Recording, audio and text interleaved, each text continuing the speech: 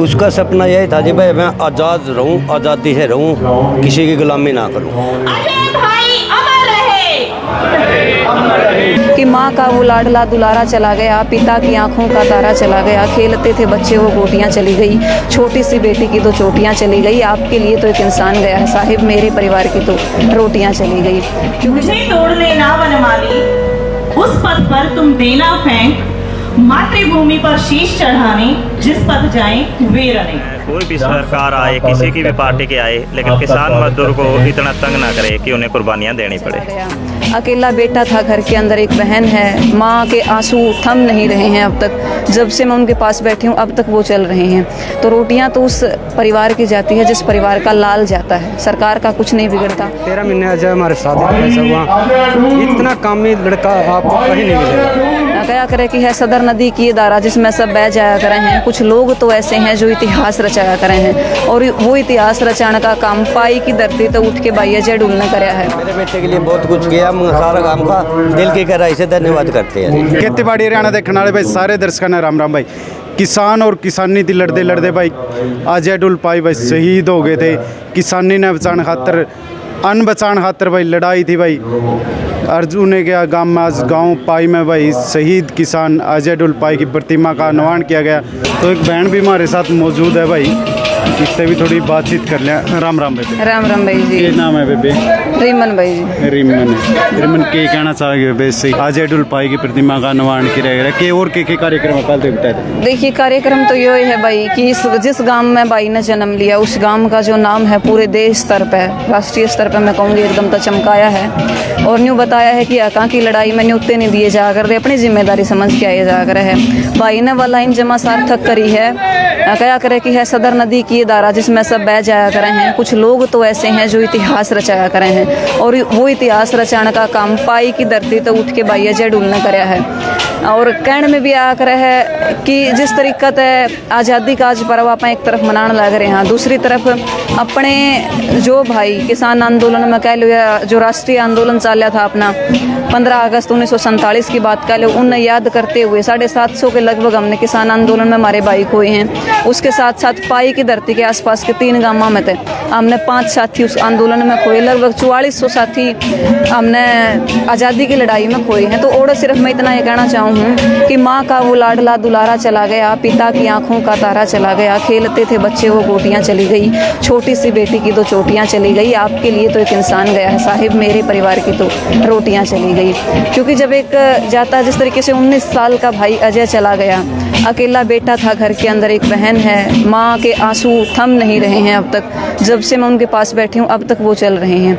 तो रोटियाँ तो उस परिवार की जाती है जिस परिवार का लाल जाता है, सरकार का कुछ नहीं बिगड़ता, लोगों का कुछ नहीं बिगड़ता, लेकिन हम फिर भी उसके परिवार को और पाई के गांव के बहुत बहुत ऋणी हैं। और उसकी माँ को और उसकी बहन को हम इतना ही कहेंगे कि किसी भी जगह आपका परिवार अकेला नहीं है। जब बेटों की आपको ज़रूरत पड़ेगी तो बेटे आपकी एक कतार में खड़े होंगे, और जब हमारी ज़रूरत पड़ेगी तो हम आपके साथ एक आवाज़ पर, एक कॉल पर खड़े रहेंगे। धन्यवाद।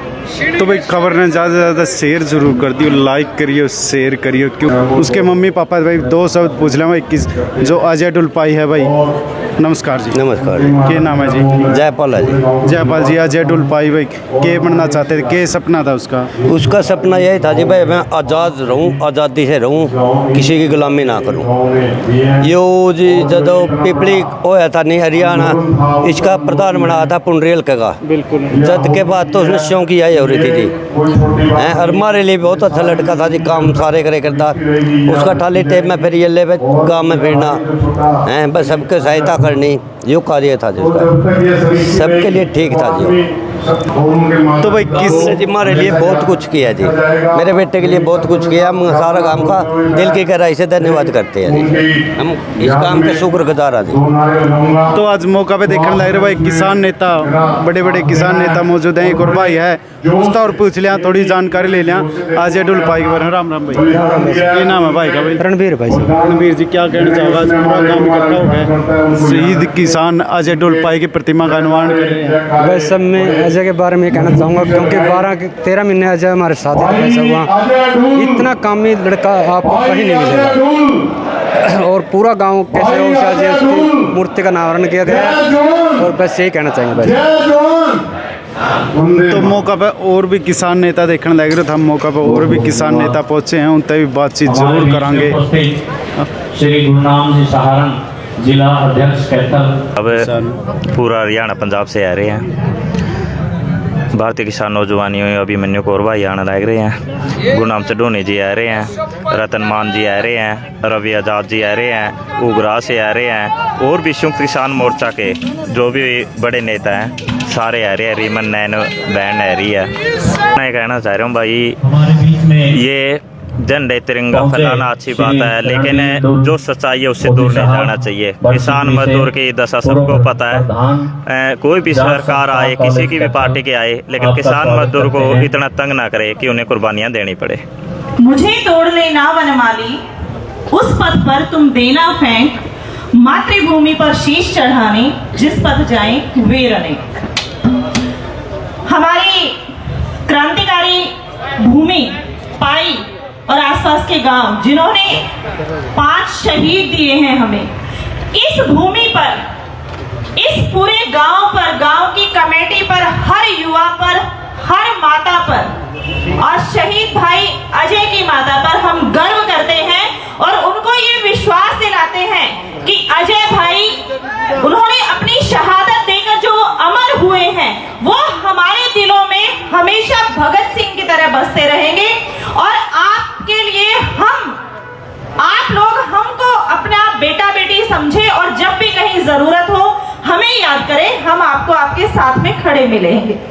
अजय भाई अमर रहे, अजय भाई अमर रहे। शहीदों को प्रणाम। आज पाई में हम पहुँचे हैं। जो अजय ढोल जी हैं ये इस आंदोलन में शहीद हो गए थे और अभी तो बच्चे ही थे, तो उनकी आज मूर्ति का नाम किया गया है, तो उसके लिए उनको श्रद्धासुमन करने के लिए।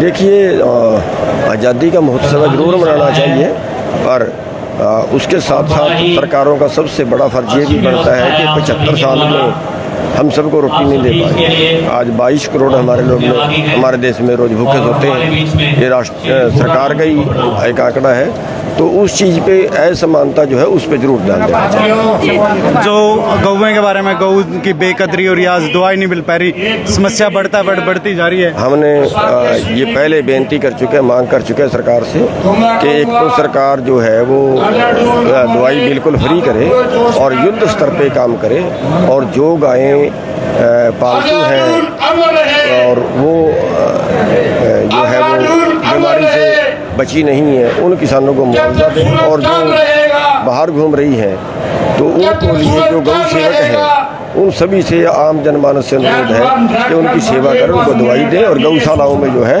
वो सरकार जिम्मेवारी ले।